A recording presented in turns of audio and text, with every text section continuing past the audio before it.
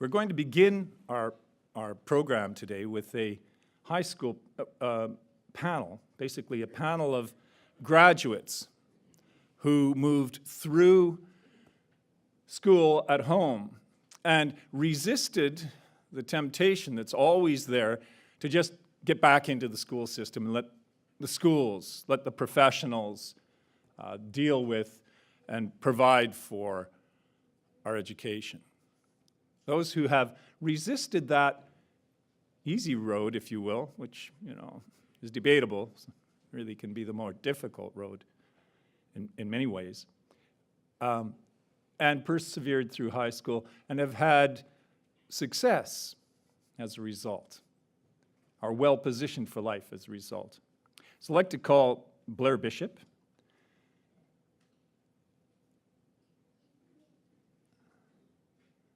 And I'll let these people introduce themselves. I'm kind of tempted to do so. You might have recognized Joan Bishop earlier, one of our facilitators. This is her son, Blair. If you want to take a seat, Blair, we'll give you a chance to, in a few minutes, to talk a little bit about yourself, and then we're going to have a Q&A session. So we'll have 5 minutes or so from each of the panelists, and then get them to answer your questions. Evan Mueller and Natalie Mueller. Evan and Natalie are a couple who were homeschooled and then got married. So we have them both here. They've had different backgrounds, but now they're living in the same home. So welcome. Katheryn Ahlf.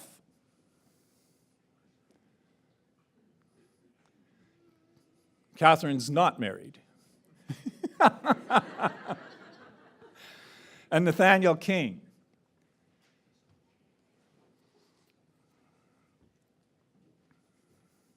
I've never met Nathaniel before, but we talked on the phone. And thank you for coming, Nathaniel. Now, is that microphone going to pick them up? Ken, do you know the way they're sitting? Oh, you're ahead of me. All right, so why don't we begin, Blair, at this end? And we'll just go as you're seated.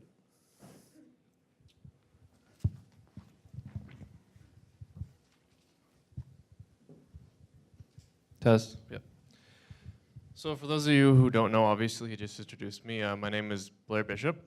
Some of you look familiar, but many of you don't. I graduated from my homeschooling high school in 2006, and I'm sure many of you know my parents, Barry and Joan. They were on the POC for a while, and now, as you saw, my mother is a facilitator with Wisdom. I was homeschooled for almost all of my years in regular school. I did a little bit of grade 1 and grade 2, and then from that point on, I was schooled. In high school, my parents chose not to go the Alberta credit route. We had flexibility throughout what we were being taught and our strengths. And that was great in that the things I struggled with, I spent more time on, and the things I could do well, I could go quickly through. So a couple things I'd like to point out. I know I'm not here to sell the merits of homeschooling to you, but there's a few things that stand out in my life that prepared me for my future career. I've always had a very close relationship with my parents, my siblings, and they're still some of my best friends going forward. Even though I've moved on and have my own family, it's great that we can always go back. We spent so much time together in our youth and through high school, through elementary even. It's been wonderful, and that's a huge thing to me. Also, I learned how to prioritize my time and work without direct supervision. Something that I've noticed as I moved into my work, my peers are still learning now. So it's another thing through homeschooling I thought was great. I'll just quickly talk about what I did after I graduated, since that's going to be news to most of you. I went to 1 year of Bible school, and then from that point, I wasn't sure. I wanted to do some schooling, but I didn't know what it was, so I thought it was pointless to just go to school for the sake of going to school. So I started applying for jobs and entered the workforce. So I got hired by ATCO Gas as a seasonal laborer, and I've actually stayed there ever since. So I'm just coming on my 8th year this spring, and I've really enjoyed my job, and I've progressed throughout the company. About 2.5 years ago, I decided I needed some school, and also I've always wanted to get something. So I went into a business management diploma through NATE, which I've been taking part-time and online. Now I'm married and with children and working full-time, so that is somewhat difficult, but it also is very rewarding, and I'm enjoying it a lot. Just last spring, I was promoted to the quality advisor for the northern half of Alberta, and that's basically throughout just working hard through my job and then with these additional courses. So I'm looking forward to the questions you may have for me, and yeah, after this, just come talk to me about whatever you want. Thank you.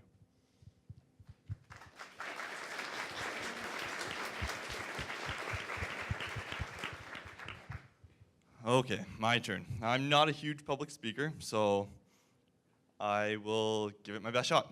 My name's Evan Mueller. I also graduated in 2006, 2007 with Blair. Same class. I was homeschooled throughout all my life, so I never entered public school for elementary, junior high, or senior high. My high school experience was interesting. When I was trying to basically think of what courses or what I did with my high school, I found that my high school was very flexible. So I got to choose the topics that I liked, and I progressed in those topics, and the ones that I didn't like, I still did, grudgingly, but I still did them, just to say that, okay, well, I know my sciences, my chemistry, my biology, and I feel confident in those enough to continue further. Basically, after high school, I didn't really know what I wanted to do. During high school, I was able to test a few areas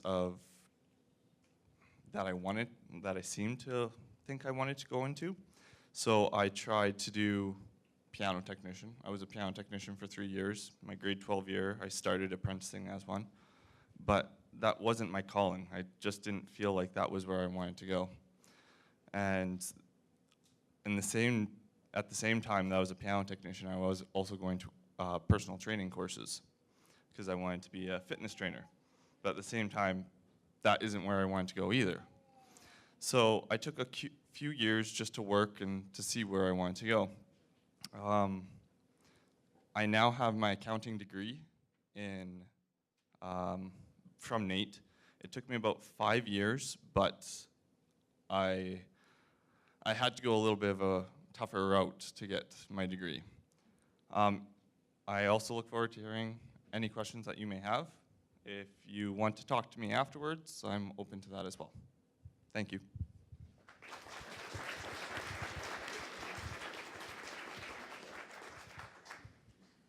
Hello, everyone. My name is Natalie Mueller, formerly Natalie Williams. Yes, I am Jeffrey and Michael Williams' older sister. I know everyone knows them and doesn't know me.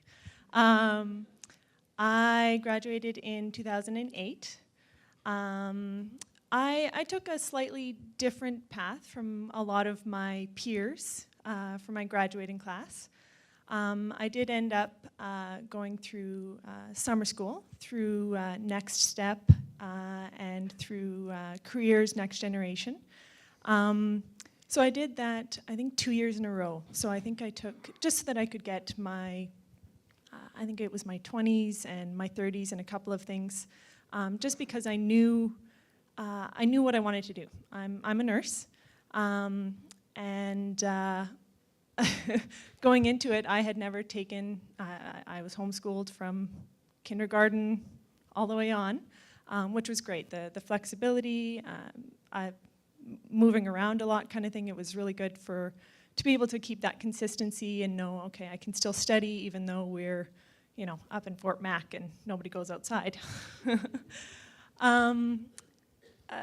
For the most part, my high school was pretty straightforward. My mom mostly taught us, life skills. In life, you may not always have that that standard of, okay, this is how it was done before me, so I'm just going to follow it. So she always taught us, you just got to live. You got to go and you got to try it out. You got to do it.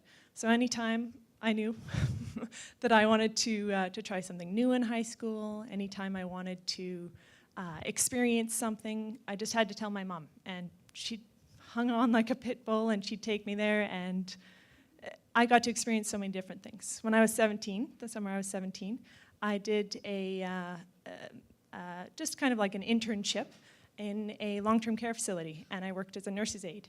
And that was where I found my calling. I found what I was really good at, basically. I worked full-time for that summer, and then after that, it was my grade 12 year, and I was able to focus my studies and focus my abilities into being able to form myself to get ready to go to college. Having never done any formal testing or any formal exams, I'll say in particular, it was pretty nerve-wracking, but like I said, I did summer school for a couple of years in a row, and it really prepared me mentally to be able to get into college and to be able to face a lot of the things there that were so different from homeschooling. You know, sitting in a huge classroom of people and being terrified out of your wits and meeting new people kind of thing.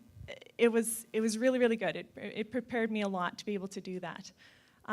So I took a couple of 20s and, like I said, a couple of 30s. And I never found that I was lacking from going from homeschooling into my high school. So I never found that I was behind my classmates when I was in college or when I was preparing to get into college. In fact, I had never taken any formal biology courses. I had never even really studied, genetics or things like that. And I just said, well, I'll give it a go. I did Bio 30. Oh, okay, I did pretty well. The exam, like I said, a little nerve-wracking, but I did pretty well in that. And that was really a confidence booster for me to be able to, okay, these people that I see in high school, they're very, they seem very educated, but they also seemed they just weren't passionate about it. And I was. Biology, that was something that I was really passionate about. And so I was able to turn that into my career, and I've been working as a nurse for 4.5 years now. And I really liked what Ken said earlier about how our careers sometimes they're very hard. It's hard to know that I have to stay in this, even though it's difficult for me, and I have to be able to make that money so that I can survive. But to be able to have that passion as well as in your career is important, but it's not always the easiest thing, too, to know that this is what I'm really good at, this is what I know that I'm called to do, but today it hurts. Today it's really hard. So I found that was really good to know that you can give so much of yourself in your career and in your passion, and still be able to do your calling in life. I'd love to hear from anyone. As someone who hadn't been exposed to many healthcare careers or healthcare choices kind of thing starting out, I'd love to hear from people who are interested in it and to be able to give you guys some pointers as far as, this is what I found really helpful when I was looking into the healthcare field, and this is what I found really helpful when I was starting out and getting into college kind of thing. So I'd love to hear from you guys if you have any questions or concerns. And yeah, that's me.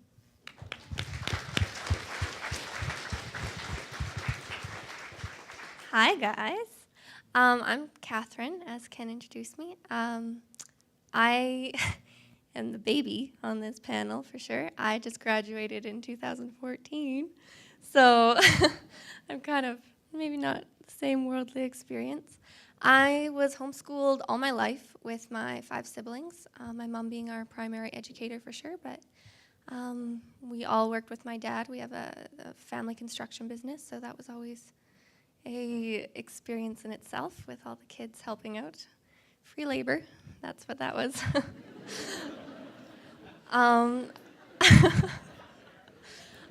The curriculum we used was very, not really structured necessarily.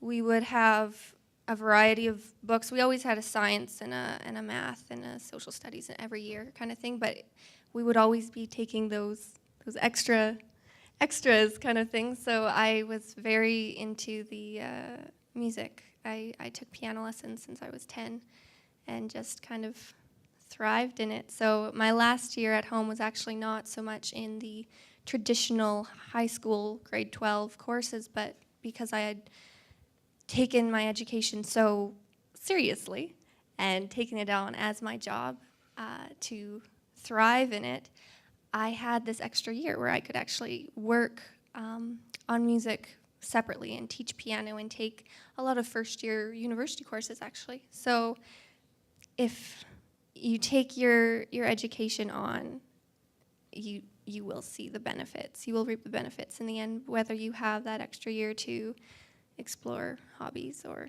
so on.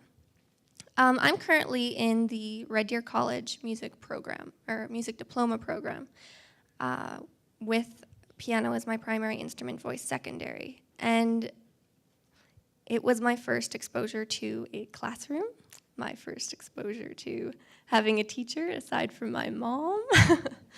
Again, it was different, but it was an amazing and is an amazing experience. And I haven't written a final exam yet. I've written a midterm, but I'll learn.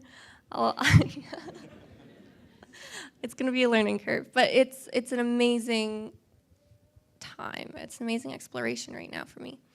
Part of the education that my parents kind of instilled in me is taking your education on as yourself. Again, it's time management, like Blair mentioned, taking it on as your own job and realizing that it's already your life. You're already controlling your life. So the education that you decide to take on is going to be what sticks with you. And so if you grudgingly take on those subjects, it's going to be a drag. And I took math on grudgingly and pushed myself in other areas. So I'm seeing where the balance and imbalance came through. And that is something that I would really, really suggest taking on. It helps with confidence moving into secondary education and everything. I always knew that I wanted to go into secondary education. I always knew that I was going to, and I'm finding out that I know how to be an academic. If that is what your direction is, embrace it. If not, it's okay to take a year off or a couple. There's no rules, and it's a beautiful thing. So if you have any questions on how to get into the secondary education stuff or different colleges that I've looked up, just let me know.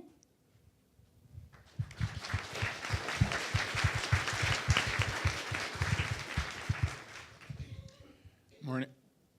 Sorry. Morning, everyone. I'm Nathaniel. Homeschooled all the way kindergarten to grade 12. Graduated 2008. And I've known all along, I don't know how far back, but at least since junior high, that I was wired for sciences and was going to need to get into university to get a job that would be what I was designed for. And so my parents went to work trying to find out how that was going to work. Because as everybody knows, universities, especially the big name ones like U of A is the best in this area, don't like homeschoolers.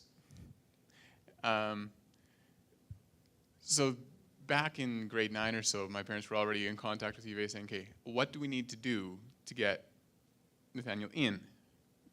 And basically, if we wanted to go to U of A, if I wanted to go straight into U of A, I was going to need a diploma, and we weren't prepared to take provincial courses for a number of reasons. So we found a back door, and so all along I was taking the best courses we could find in maths and sciences, and they were hard. I didn't like all of them, but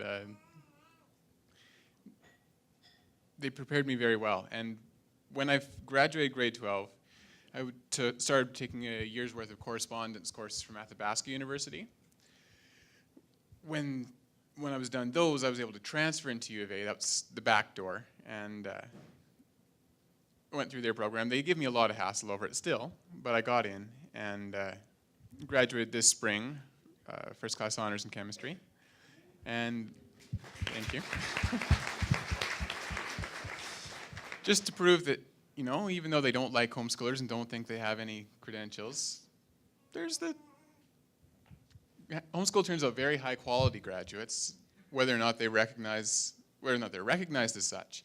But I ended up writing a letter to the registrar's office and such, saying, just take a look at that. Keep that in mind for the next homeschooler who comes along.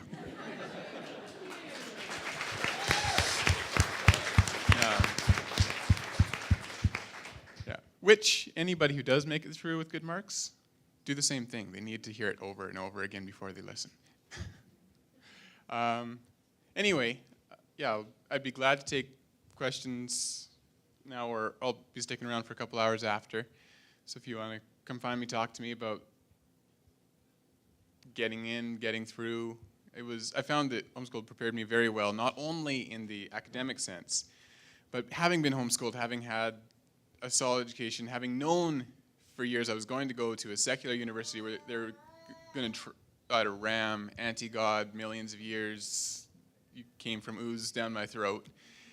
I'd been given the opportunity to build a very strong foundation from which to actually be able to turn their arguments around on them.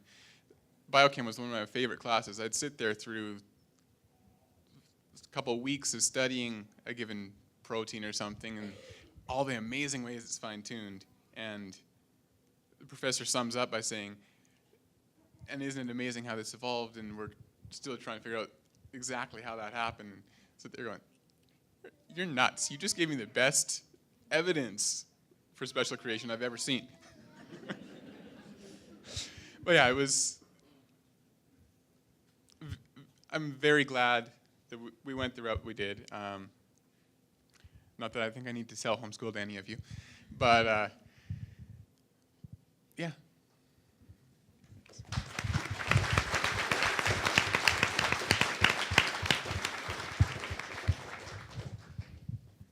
Thank you. I'm intrigued.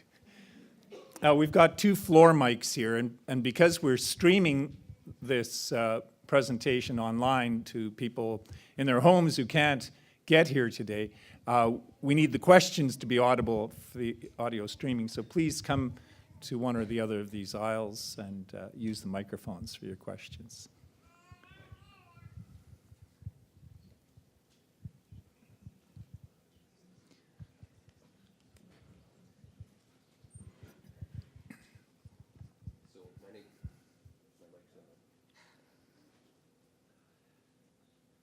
This mic is dead? Maybe we'll take that question first. Is that mic dead too? We need a couple of mics.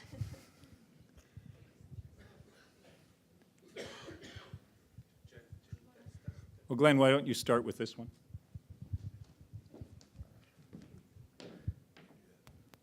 My question really comes from one of the families that I've been serving as a facilitator. And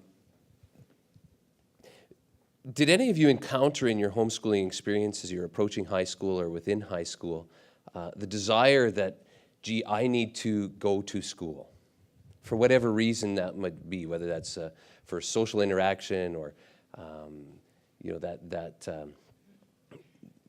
allure that the school might be providing me an education that is more valuable or something? Did you encounter that yourself, and how did you or your parents maneuver through that scenario? Sure, I can start.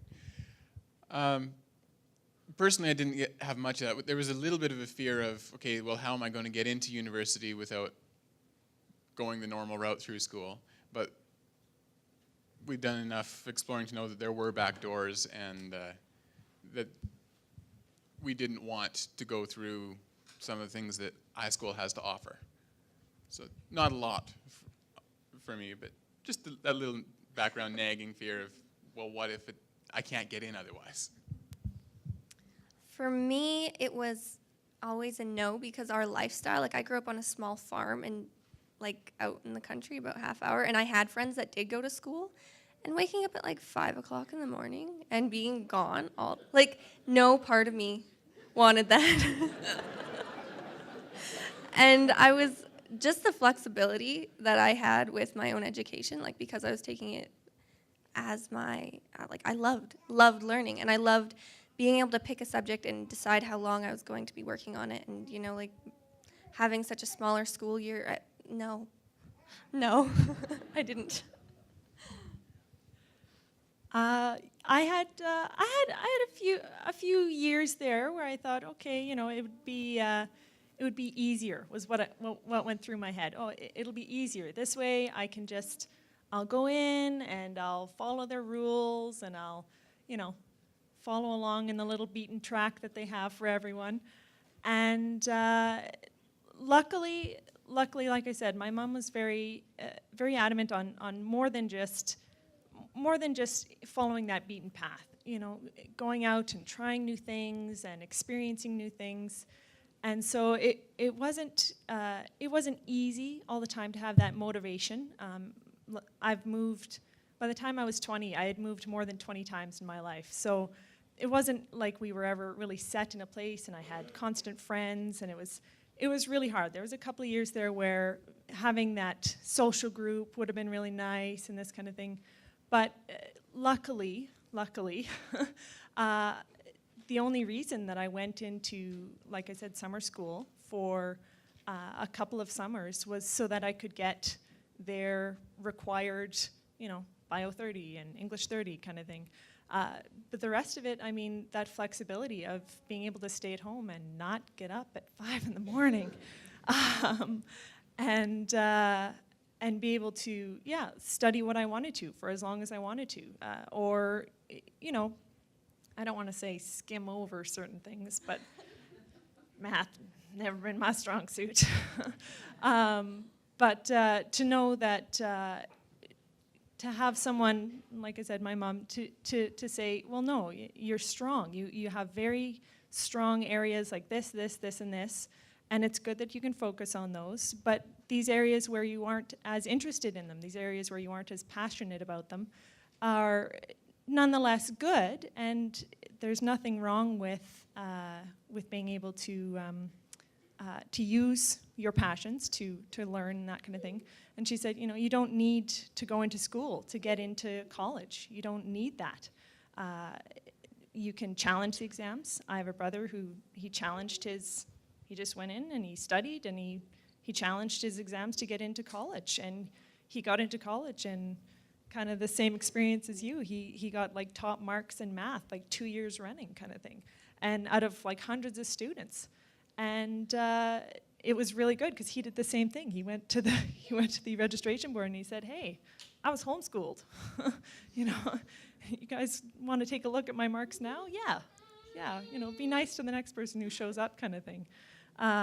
So yeah, I mean, it wasn't easy, but it was worth it.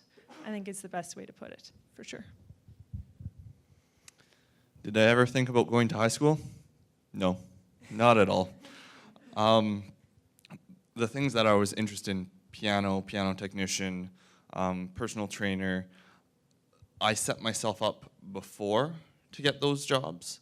So I didn't ever think of, oh, do I need to go to post-secondary for these? No, my apprenticeship program didn't need to go to post-secondary right away. And personal training, I was working at a fitness facility already, and most of the people there were, oh, you want to learn how to do personal fitness training? We'll put you through courses. You can just work as a personal fitness trainer here, and that's that.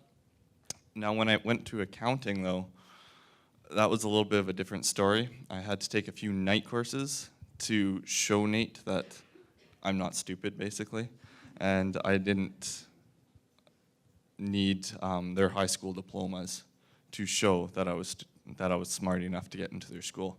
So, to keep it short, no, I didn't think about ever going to high school. I liked homeschool just enough to keep going. So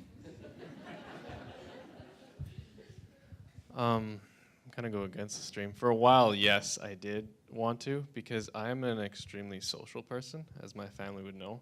So it wasn't really for the school aspect. I'm not someone that likes to stay home. Even now, I'm always out doing things. My family would go places all the time.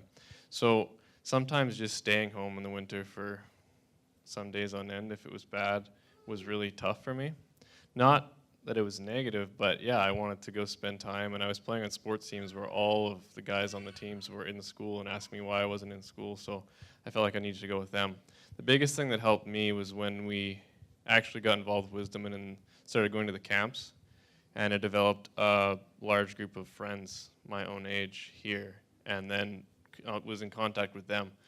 And from that point on, no, I didn't need to. That was the biggest thing. Just having friends around me that were homeschooled, same values, same push. So yeah, grade 10, 11 on, I had no desire. So hopefully that answers the question.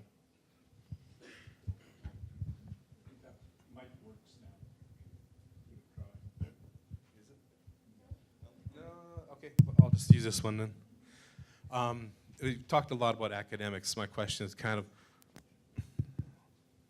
all right, it's got a switch on it. Who knew?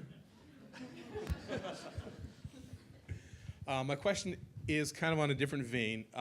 When you got out of high school and got into college, what were some of the social, ideological, philosophical differences that you encountered or challenges that you encountered, and how did you handle them?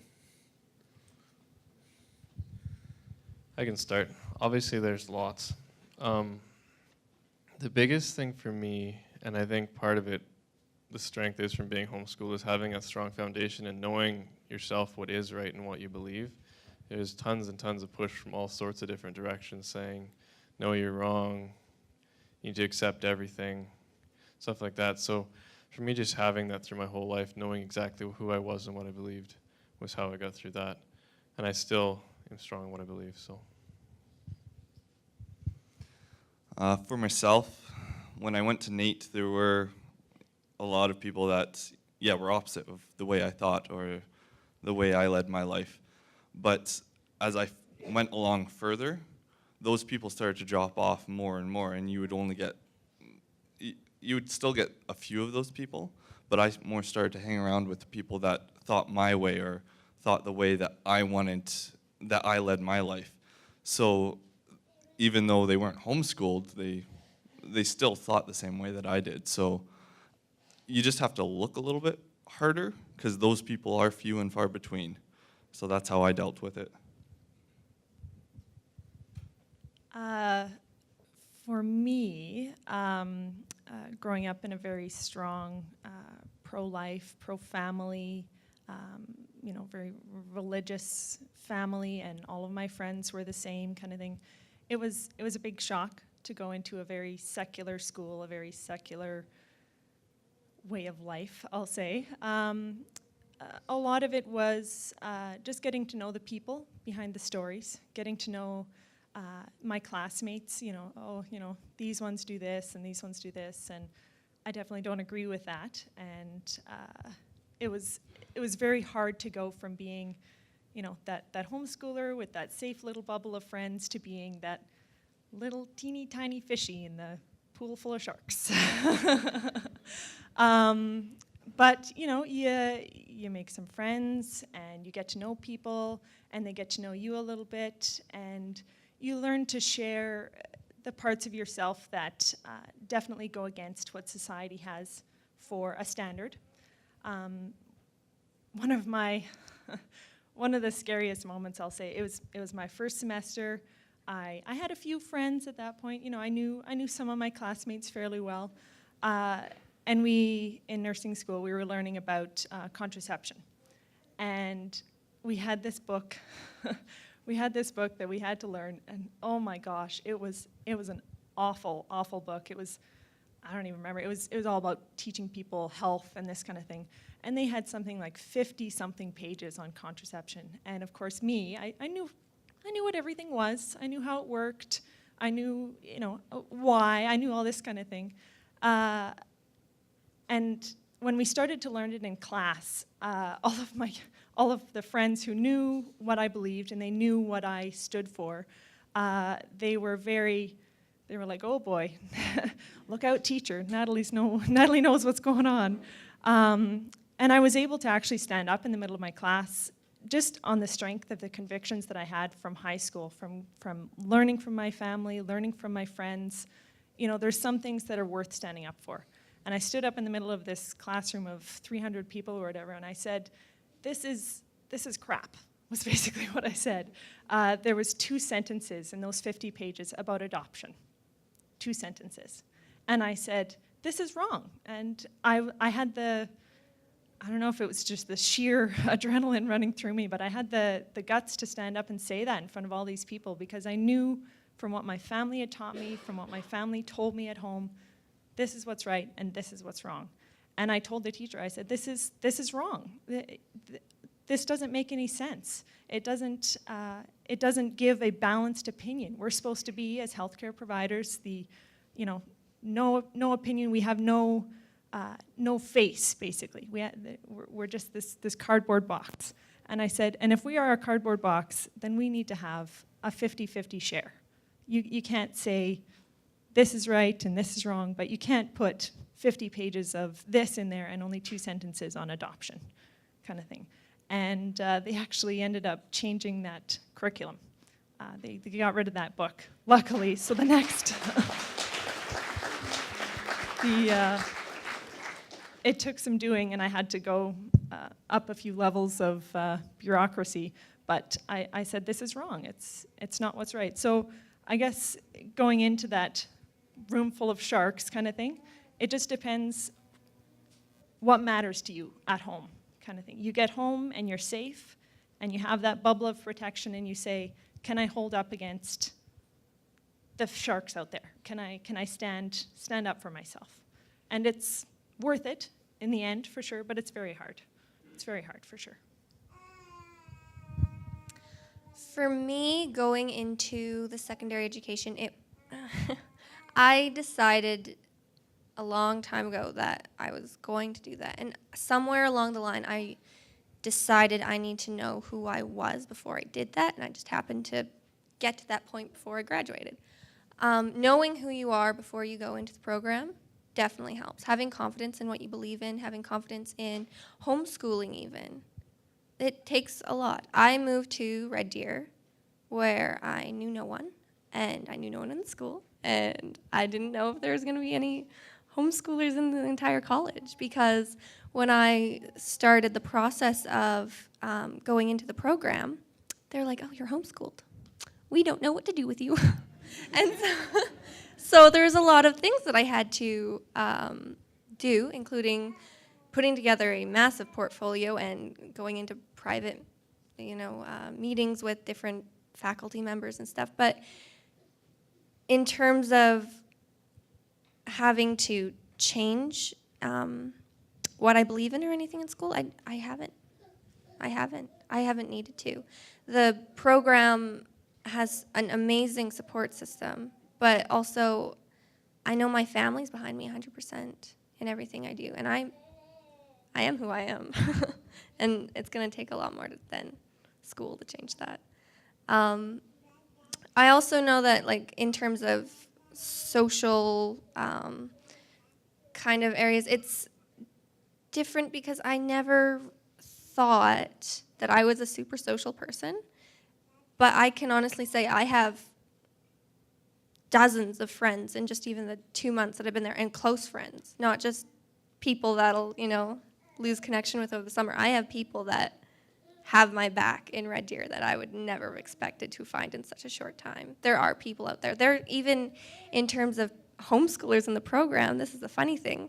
I'd been in the program for probably about 3 weeks, and I started finding out that the majority of piano majors are homeschoolers. There's 7 homeschoolers in the music program of about 45 people. We are in the majority in the piano majors, so there's hope. Well, going into university, I anticipated, as I think I already said, the evolutionary slant. I anticipated a lot of what they'd be teaching, and I was well prepared for that. Not that I got up in class and said anything very often, but I was well prepared to not have any of that influence me. What really shocked me was the atmosphere of university. U of A is a very, very secular university, and just the whole, I don't know, culture of being on campus felt wrong.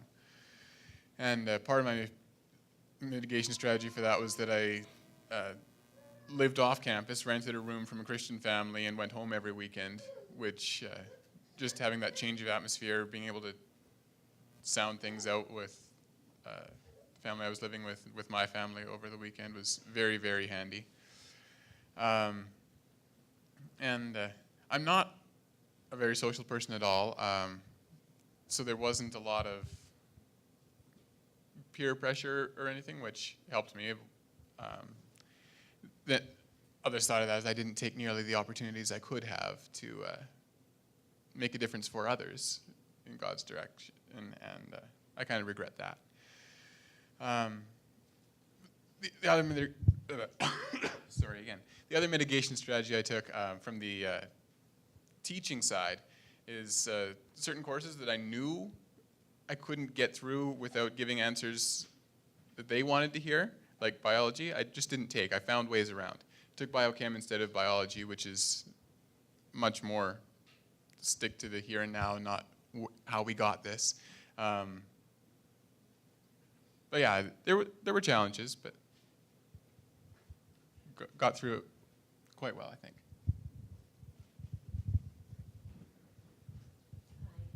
I'm wondering if there was anything in your high school years that you didn't do, studied, that you wished you had now that you're out. And then on the flip side, was there anything you worked really hard on and you kind of realized now, I didn't really need to spend that time on that? And then I have another question. So if one of you or two of you wants to pick one of those, my second question is, Evan, I think you said something was really hard, and I can't reference what you said anymore. If you remember, I would, and you feel like it's, you don't remember, do you? No, I do. Okay, okay. If you feel like it's something, that you'd like to share, I'm interested to hear more about that. And then, Nathaniel, is that right? I'm also interested to hear some of you alluded to how hard it was going in the back door and such. So I don't know, y'all can pick and choose if you want to answer. Thank you. Okay. Yeah, as far as what I took and didn't take, the only thing I really didn't like was my grade 10 math. I liked all the rest of my math, but grade 10, I hated that book. But getting through it was good for me, character-wise and otherwise. That was Bob Jones' grade 10 geometry. Didn't like it. Other things, I mentioned I took correspondence from Athabasca University, and there are courses there that I would recommend you never take by correspondence, always take in person, like calculus. Especially Athabasca University's calculus is not well written. But there were lots of good courses they offered, and I was very glad to be able to get in that way. What U of A wants to get in is that you demonstrate your proficiency in 5 subject areas. And usually that is algebra, calculus. This is for a chemistry major anyway. It would be algebra, calculus, English, chemistry, and one other, and physics. And I easily fulfilled the requirements through Athabasca for chemistry, physics, calculus, and thought I'd fulfilled them for English. And I figured I could use my other math courses from Athabasca to qualify for the algebra. And I think this is turned off. Yeah. Whoa, okay. So yeah, I figured I could use one math course from Athabasca to qualify for algebra and one for calculus. They didn't want that. They wanted me to go back and take the departmental exam for algebra after I passed calculus courses. And my degree only required 3 credits of English, which is the amount I transferred from Athabasca, but they wanted me to have 6 credits of English before they'd let me transfer in. And so I ended up having to write a letter of appeal to the Associate Dean of Science, who happens to be good friends with my grandmother, which helped a lot.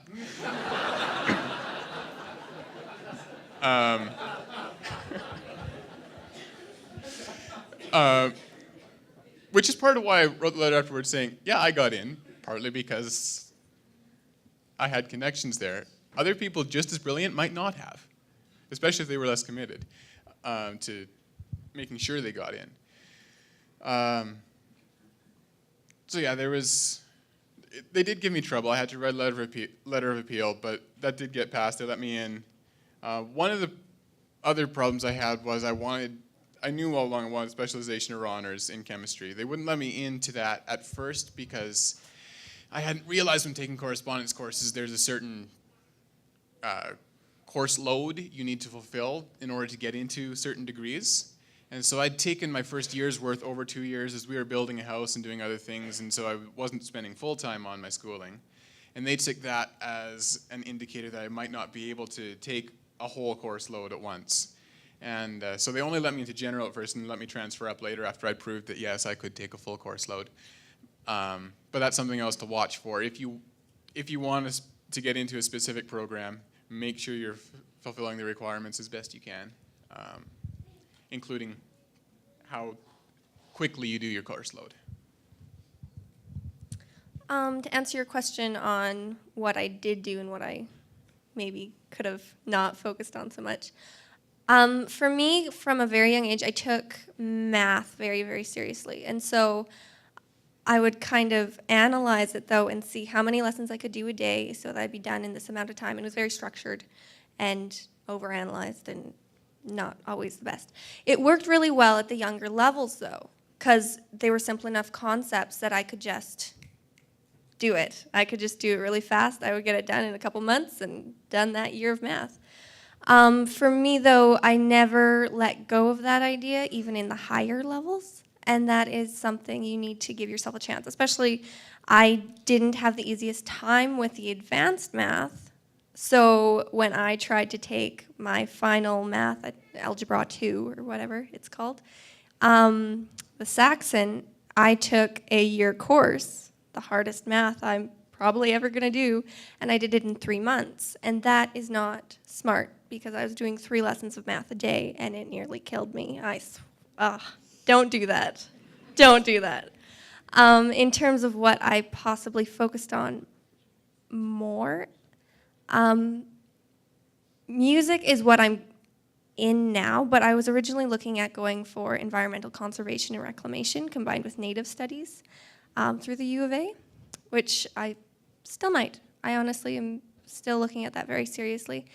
If I had, I probably would now be saying that music was a big thing that I might not have needed to focus on as much, but it was my passion, and it still is, and that's why I'm in the program now. And we'll see where it goes, but it's okay to bring those hobbies up if you have the time. If you need to focus on math, by chance, you could, maybe switch the priorities.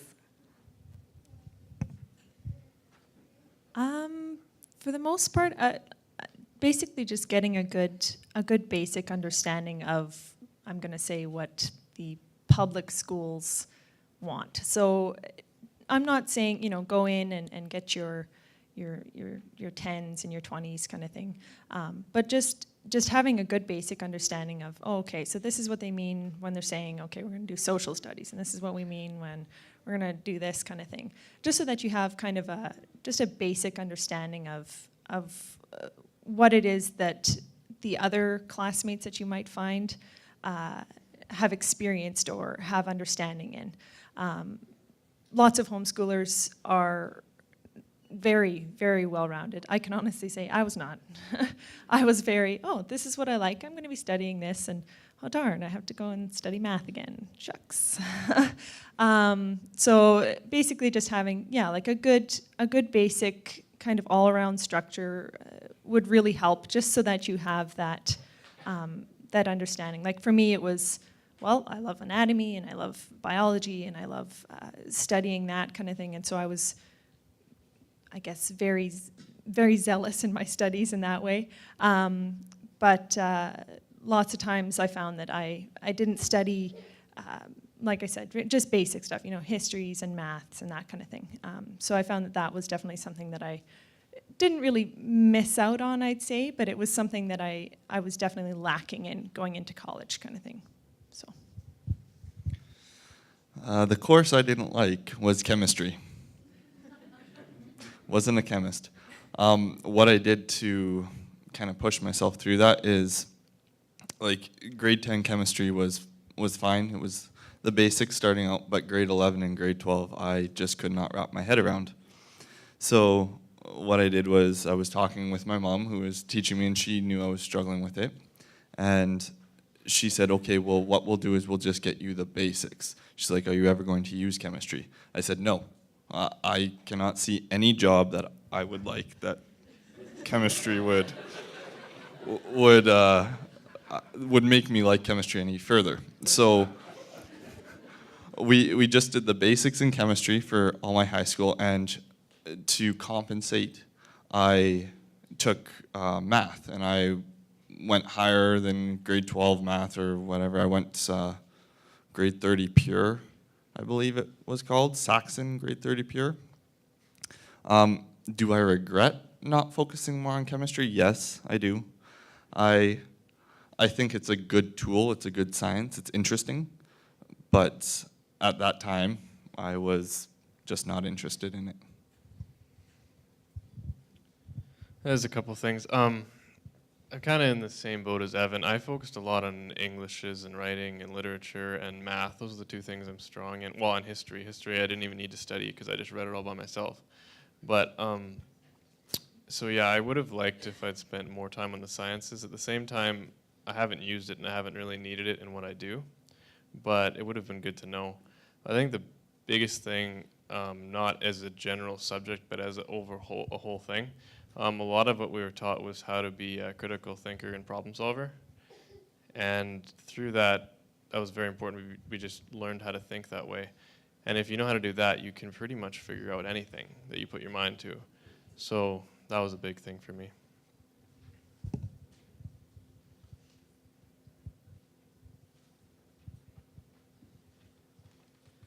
Thanks, you guys, for, is this one on? Yeah, thanks for coming up and doing this. Katheryn, is it? I was appreciating how you said just really encouraging the kids to take their education as their job. And Blair, you also just talked about getting out in the world, you realized you had skills in prioritizing time and just working without direct supervision.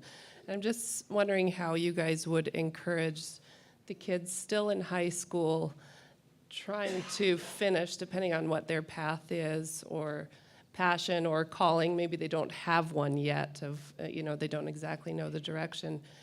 What was the turning point for you when you actually took your education on as your job, if in fact you did? And how would you encourage the kids who maybe need help with that and just getting a vision for that? Do you have something to say on that? Not really. No? Okay. For me, some of the biggest, I started out, I don't know when I decided it. I don't know when I decided this is my education. It's not my mom forcing it down my throat. This is for me. And I like the feeling of achievement and feeling smarter, of discovering new things and being able to take the biology or chemistry or whatever and knowing what things around me were made of, or knowing that I can confidently write that essay and, like stuff like that, or analyzing the book reports kind of thing. You have to make that your decision, though. And I suppose this could be discouraging in some way, but moms, you're not going to do it. You can't make them. They have to make that decision for themselves. But the fact of the matter is, and it's a mature decision, absolutely, this is your life. Life is already starting now. It's not going to all of a sudden be like bright shining light on you when you graduate. This is your life. And these are the rules that are set up. And if it's not the subject that is your favorite, the only way that is going to get easier is if you yourself, not your mom, not your dad, if you take it on yourself. And it's half the time for me anyways, if I was having trouble with it, it was because I would look at it grudgingly. It'd be like, oh, I actually hate math. If you keep telling yourself that, it's not going to get better. You're going to still hate math. If you start going, you know what, this is actually quite fascinating. And I may never use this ever again in my life, but right now I'm going to get good at it. You know, just making those decisions. It's also something that I would really suggest looking at too, especially if you have younger siblings. You are so influential on your younger siblings. And, you know, I have 4 older siblings and 1 younger sibling. And hearing my siblings always say, I hate math, that was ingrained in me. So realize that you are that big brother or big sister, and you are influencing your younger siblings' decisions as well, because, yeah, you're an idol for them as well. The big, bright, shining light that happens when you graduate, yeah, it's not real. It's a figment of your imagination. I definitely agree with a lot of what you said. It's homeschoolers, like going into college, homeschoolers have the advantage. You really do. I mean, it's hard to get in there, and it's hard sometimes to adjust, kind of thing. You know, especially if you, like me, you know, you go from living at home to moving out of your house and for the first time on your own, and starting college, and then on top of it, going into the school system for the first time in your life. I did all that in one day. And it's very daunting, it's very scary kind of thing. But homeschoolers have the advantage. College and university is you're gonna do good if you try to do good, which is what homeschoolers are. That's what we are, that's what we do, that's what we're really good at. If you're gonna study, you're gonna do well in that. If not, you're not gonna do well in it. And so many of the kids going into the school system, especially in high school, are, you know, here's your stuff, here's what you have to do, this is what we want to see from you, and this is, you know, when you bring it back, and oh, you're struggling, so we're going to do this, and we're going to do this, and we're going to do this, and we're going to, you know, push you through that door to get you into grade 11. Great, okay, you're in grade 11, it's the next teacher's problem. And homeschoolers, we don't have that. You hit grade 10, and you have to take responsibility. And like you said, that shining light when you graduate, it's not real. It feels really good when you're finished, but when you get into college, you're responsible for your learning. You're responsible for how far you're going to go and how well you're going to do. And like when you get into college, and it's very different and it's very hard, or university, you can either kind of putz along and, you know, hold the hands of everyone else, or you can take responsibility for where you are and what you're learning, and you're going to do really, really well. My first few months, I legitimately took that responsibility. I studied and I did really well. Like it's all in what you're willing to put into it. And a lot of my classmates were, oh, you know, I'm just going to show up at school, and it's just like, you know, high school all over again, and we're taking English all over again, and blah, blah, blah. But for me, it was I'm here. I'm going to work hard. I'm going to do a good job, and I'm going to put myself into it. I'm going to take responsibility for that. And that's where homeschoolers have the benefit. We really do. We're already trained to be in college, to have that responsibility on our shoulders for our learning.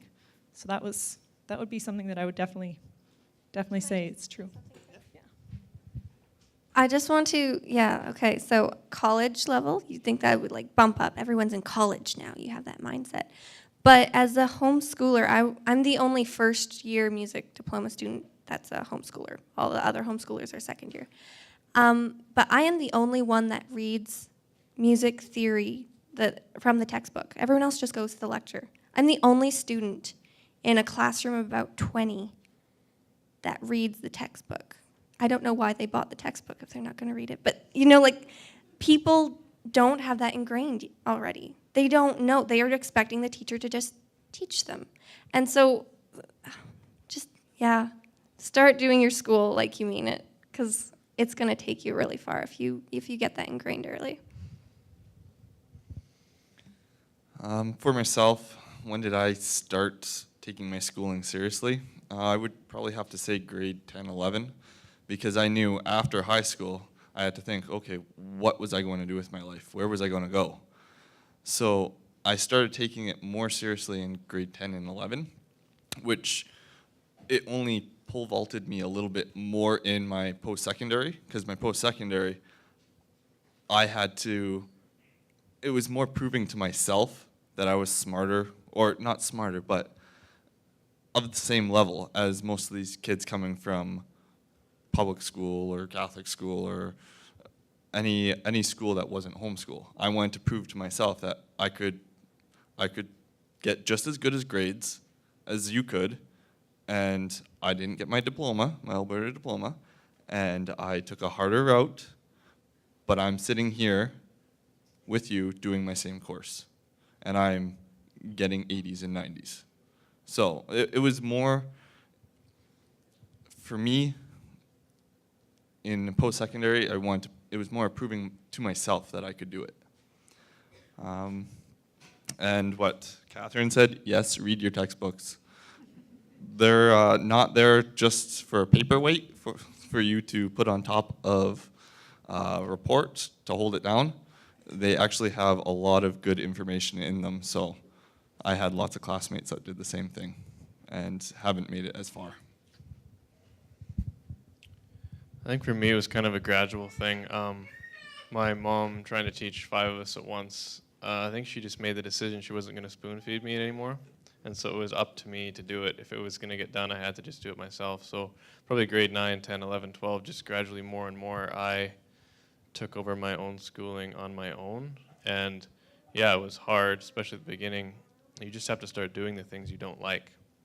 So by pushing yourself through, that's really how I learned to start prioritizing my time and knowing, okay, if I work hard and get this done, I can have some free time.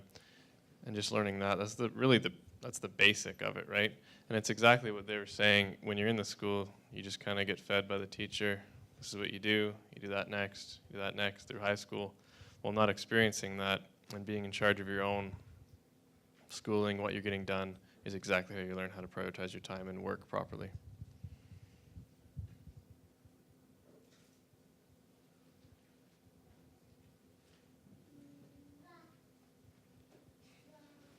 So I appreciate hearing that that you all have a good work ethic and you've developed that through high school and then continued on to post-secondary education.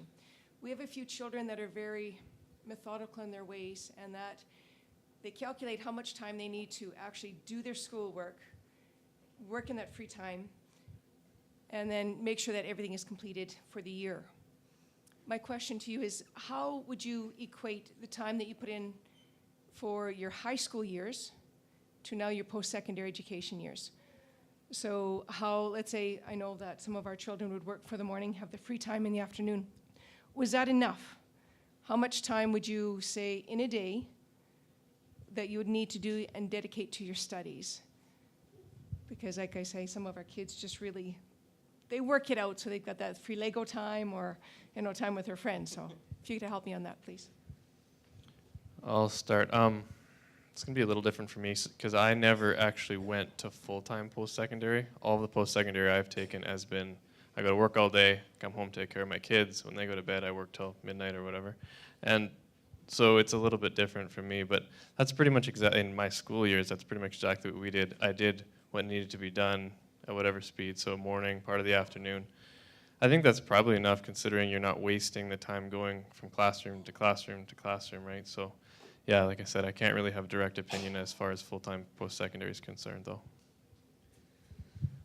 For myself, for my high school years, I did my schooling, I tried to roughly equate it to like 9 to 3 with about a half hour for lunch because I knew I had a few public school friends that they went to school at 8 and they told me their schedule and they're like, oh yeah, no, I have an hour for lunch, I have an hour break here, a half hour break there. And so I'm like, okay, well, I'm going to try and pace my time. And I didn't really want to work past 3 because most of my friends were getting off when they were in school, and so we wanted to do stuff outside or anything. For my high school year, or my post-secondary years, once again, I was more focused on my schooling. So at NATE, what they do is they do 6-hour days for 2 days, and then they go, usually it was from 7 till about 3 for the other 3 days. So using those 6-hour days that I had in my high school really prepared me for post-secondary, for the long stretches. Yeah, so that's pretty much it. I can honestly say that my first few days in college, my first few months in college, were a bit of a trial by fire. I was not accustomed to having that regimented, I'm going to get up at this time and I'm going to study until this time, I'm going to take my break for lunch, I'm going to, study until this time in the afternoon kind of thing. I'd wake up and I'd study and then I'd go and do this or I'd go and do that, or I was working either full or part-time for I think 2 or 3 of the years in my high school. So I didn't have a very regimented kind of schedule. So that transition into the college that I went to, I was there most days before 7 and was sometimes there until well after 5 or 6 at night. It was a very, very heavy program. It was a very big shock. But like I said, it's all about taking responsibility for what you're doing. So if you're willing to get up every day, I'm going to be up by 7:30. I'm going to be eating and dressed and ready to go by 8 o'clock kind of thing, and I'm going to study until noon kind of thing, or I'm going to take a small break or whatever. If you're willing to put in the effort to do that, that's great. I mean, a lot of us in high school aren't thinking as far ahead as, when I'm done college and I have a job and every single day is going to look like that, then it's a bit of a drag kind of thing. But if you're definitely willing to put in that effort and put in that time for your schedule kind of thing, that's really good. I guess homeschooling is great for the flexibility. I had a couple of siblings that they didn't study well in the morning. That just wasn't something that they were or are ever going to be very good at. So it was, they'd get up later, but then they'd stay awake later, and that's the joy of homeschooling, is that you're responsible for your own learning and you're responsible for your own development. And so you are able to say, I'm going to study from 9 at night until midnight. That is just what you are going to be doing best when you're learning kind of thing. And when you're in college, sometimes you're doing that.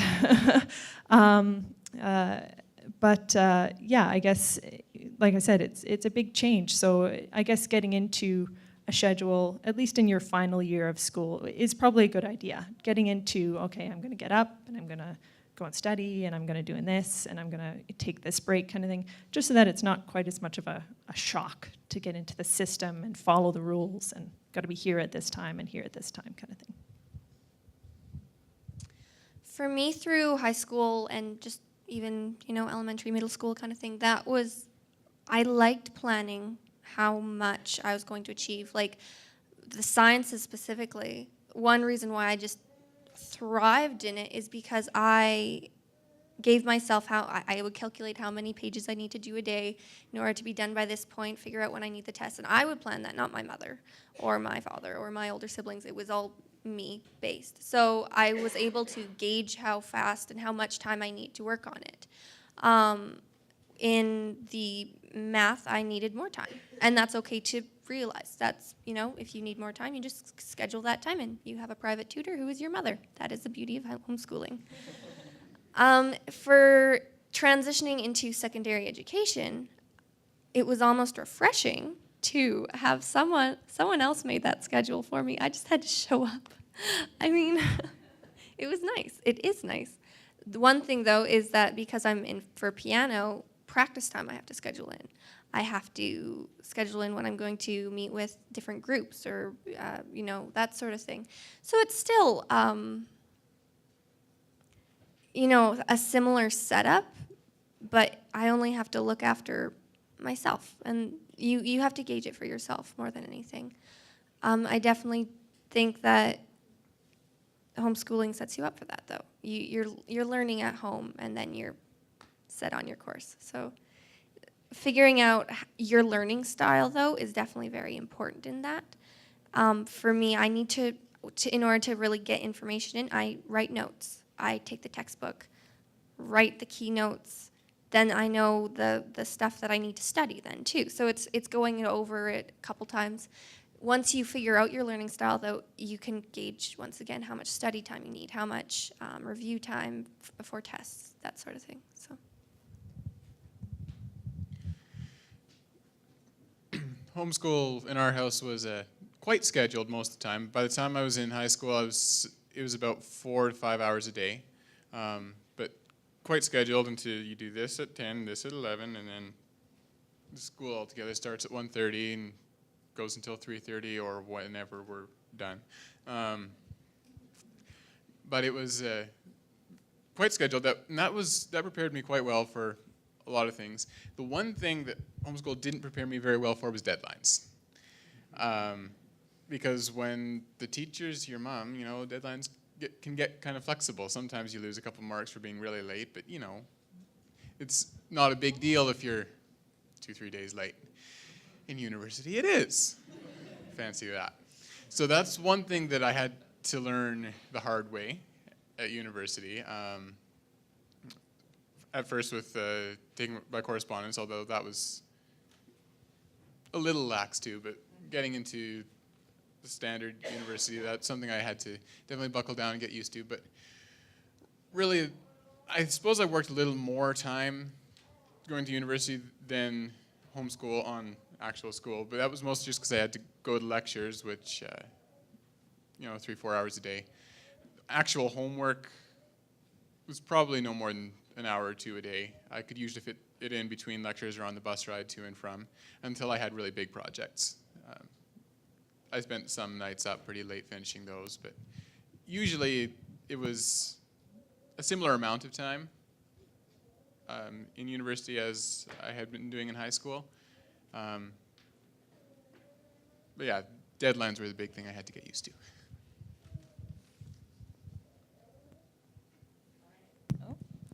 I have a question from online from a student named, well, tagged Flame Frost Productions.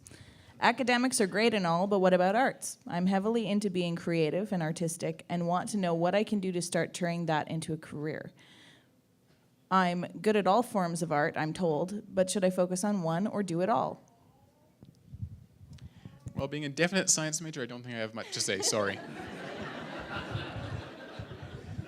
Okay, that's to me, I guess. The arts are a beautiful thing. Once you get into them, I'm sorry, but you get hooked. And if that is your passion, Frost Flame Productions, then it might just be what you need to explore more. I don't know exactly what arts they're talking about, because obviously there's a wide range.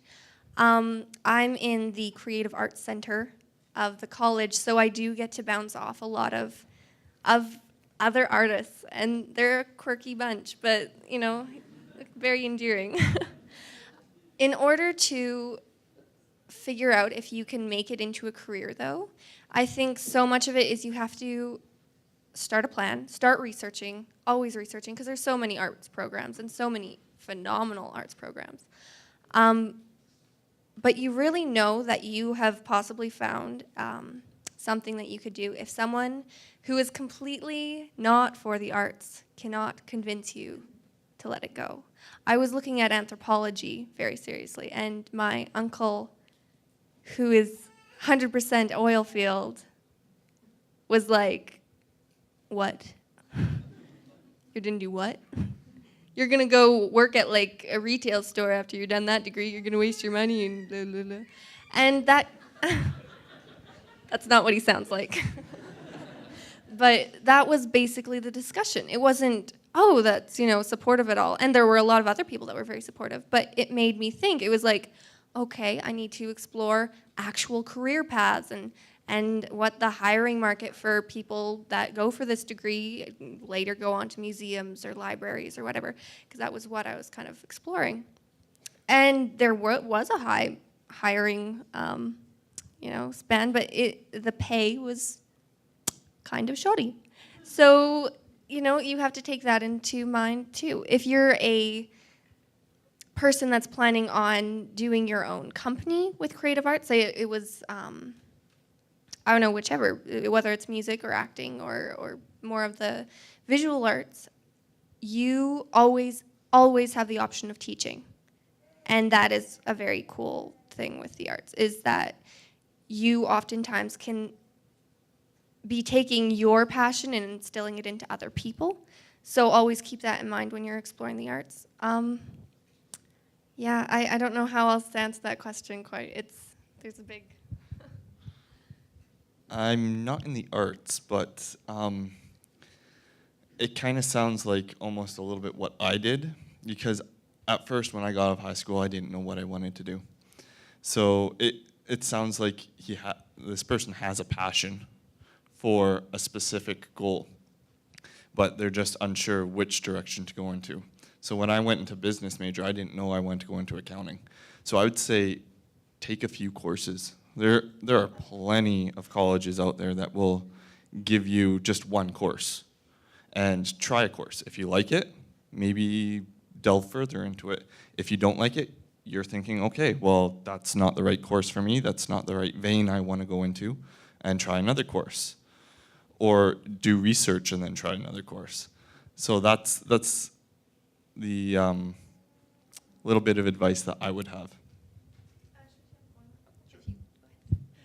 I was just going to say that you should, that if I was looking into something like that, I'd look into, of course, the different, I'd say courses and that kind of thing offered at universities and colleges.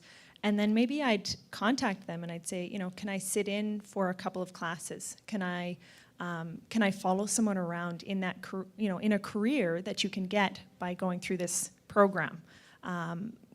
As a healthcare professional, I mean, like I'm always telling people, if you're not sure, just spend a few weeks kind of thing in the summer or something like that, and just contact universities and colleges and see, I'd really like to follow this person around for a day or two. And it's great. You get to see, okay, this is what it looks like, as a Monday to Friday kind of job. This is what it would be when I get out and if I get a job in this field. Because the colleges and universities, they have these very nice, shiny-looking degrees and diplomas that you can go into and that you can get. But sometimes people get out of those and they're like, well, this is great, and I'm really glad that I did it, and I've learned a lot, but I'm not sure where to go from here. Should I go further? Should I try and find, a job in this area? Should I look at something entirely different? And there's so many options available for people to, like you said, like just research and find out, okay, if I go into this degree, what can I do after the degree, kind of thing? What can I do with the degree or the diploma? And then be able to, okay, I want to follow this person around who's a teacher for a day, or I want to follow this person around who's an accountant for a day. That might be kind of boring. Maybe don't do that.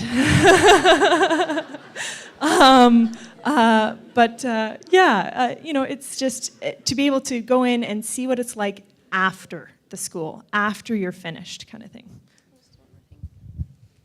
Another thing to add to that was, it was basically initially what she had said, but also not only finding people that have finished the program that you're looking at, but give yourself the freedom to find, like, for instance, a lot of the art courses that are at Red Deer College, I'm not forcing that on anyone, but that's just what I know, are 2 years.